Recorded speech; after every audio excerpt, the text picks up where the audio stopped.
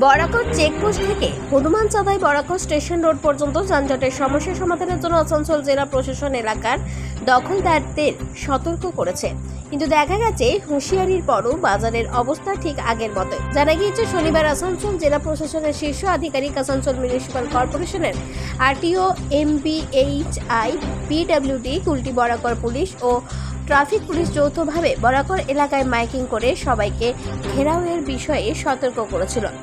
যেখানে বরাকর চেকপোস্ট থেকে বাসস্ট্যান্ড এবং বেগুনিয়া মোড় বরাকর স্টেশন পর্যন্ত সম্পূর্ণভাবে ঠেকে গেছে।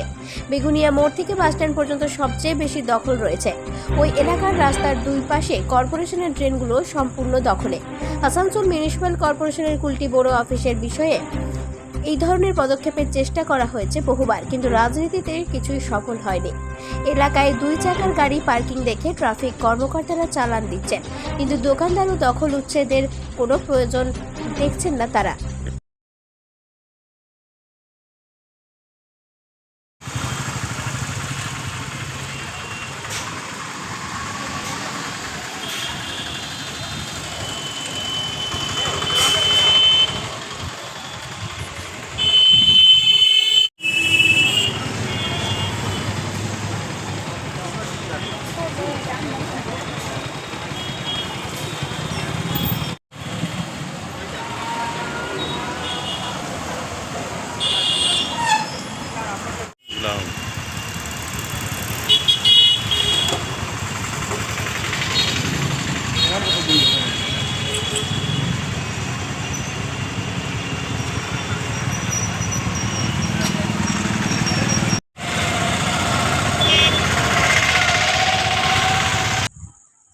বরাকর থেকে বান্টি খানের রিপোর্ট, 99 নিউজ বাংলা।